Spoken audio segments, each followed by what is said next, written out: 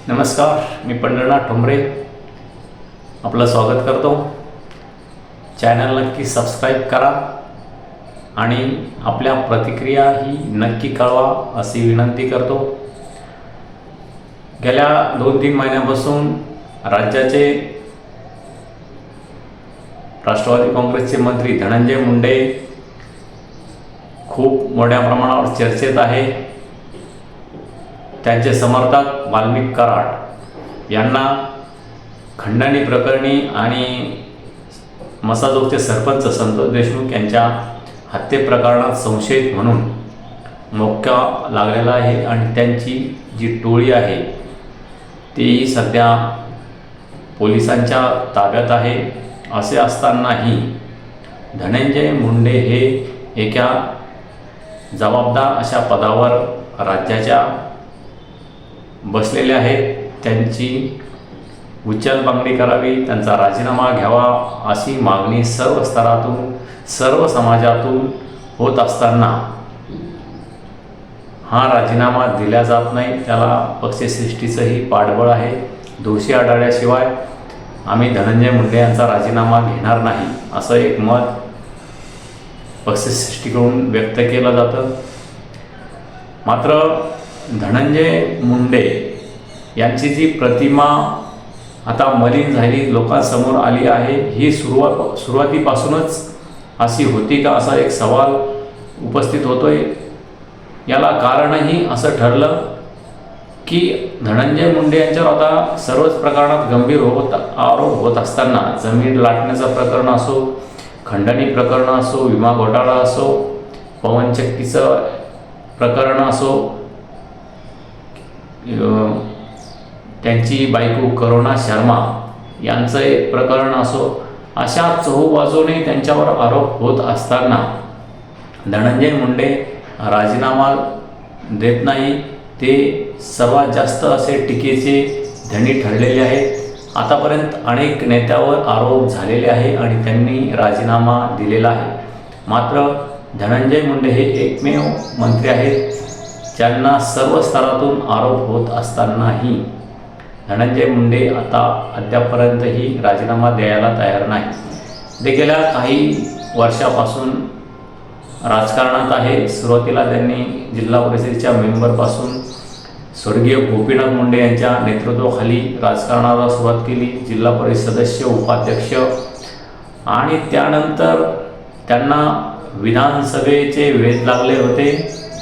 मात्र स्वर्गीय गोपीनाथ मुंडे यांनी धनंजय मुंडे यांना उमेदवारी न देता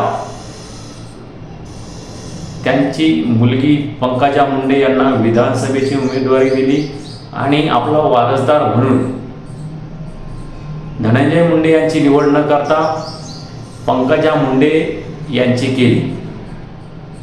त्यामुळे धनंजय मुंडे हे नाराज झाले होते आणि त्यांनी काही दिवसातच भाजपाला सोडचिठ्ठी देत, आपल्या काकाला सोडचिठ्ठी देत त्यांनी राष्ट्रवादी काँग्रेसमध्ये प्रवेश केला होता। हा प्रवेश खूप गाजला होता। शरद पवार यांनी काका पुतण्यामध्ये फूट पाडली असा एक टीका ही शरदचंद्र पवार यांच्यावर झाली होती। मात्र तेव्हाचा हा निर्णय गोपीनाथ मुंडे यांनी जेव्हा हा निर्णय घेतला की आपला वारसदार कोण असावा, तर पंकजा मुंडे, धनंजय मुंडे यांचा विरोध डावलून त्यांनी पंकजा मुंडे यांना उमेदवारी दिली।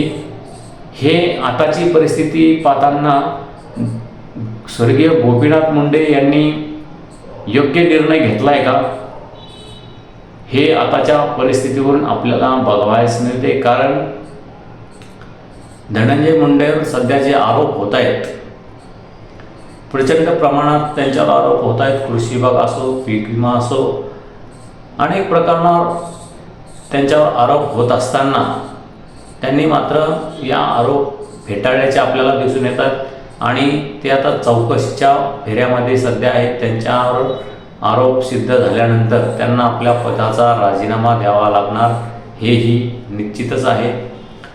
मात्र जेव्हा गोपीनाथ मुंडे यांनी पंकजा मुंडे यांची निवड केली ती आपल्याला सध्याची परिस्थिती पाहता योग्यच मानता येईल, कारण तेव्हाही स्वर्गीय गोपीनाथ मुंडे हे धनंजय मुंडे यांना सुरुवातीपासूनच सांगत होते की तू वाल्मिक कराड या व्यक्तीच्या नादाला लागू नको, त्या व्यक्तीच्या संपर्कात राहू नको, तुझं करिअर बर्बाद होईल, असं अनेक जाणकारांचं मत आहे, पत्रकारांचं मत आहे. त्यांनी आपल्या भावना व्यक्त केल्या की स्वर्गीय गोपीनाथ मुंडे हे नेहमी धनंजय मुंडे यांना वाल्मिक कराड याच्या संपर्कात न राहण्यासंदर्भात सल्ला देत होते. मात्र धनंजय मुंडे यांनी तो ऐकला नाही आणि त्यांनी नेहमी वाल्मिक कराडला सोबत घेऊन काम केलं. त्यांच्याशिवाय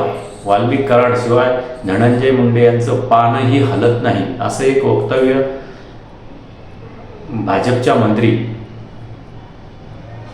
पंकजा मुंडे यांनी गेल्या काही दिवसापूर्वी एका मोठ्या कार्यक्रमात केलं होतं. ते या प्रकरणादरम्यान मोठं व्हायरलही झालं होतं.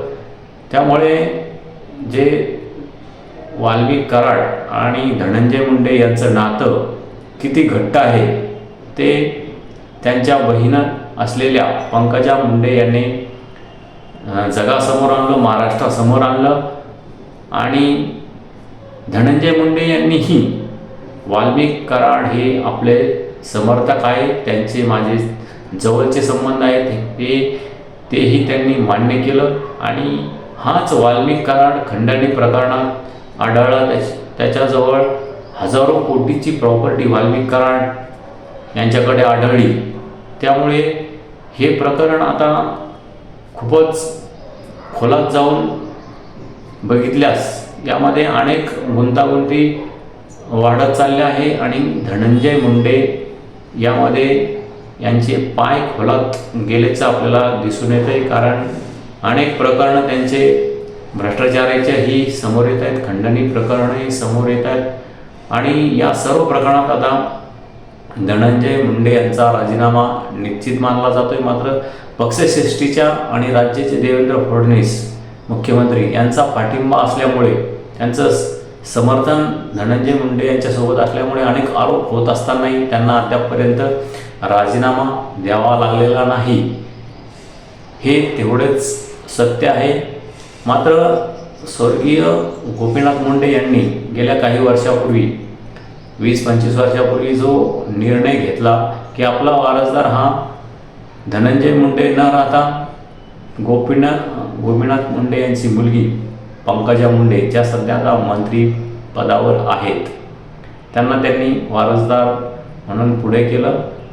त्यामुळे तेव्हाचा जो निर्णय आहे स्वर्गीय गोपीनाथ मुंडे यांचा, तो योग्यच होता का, असं आपल्याला या परिस्थितीवरून सध्या तरी दिसून येत आहे.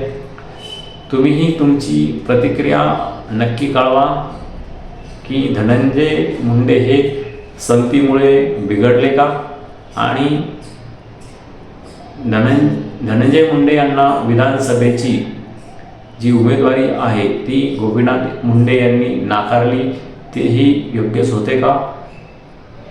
या संदर्भात तुमच्या प्रतिक्रिया नक्की कळवा. आपलं चॅनल नक्की सबस्क्राईब करा आणि आवडल्यास शेअर करा आणि लाईक करा. धन्यवाद. थांबतो.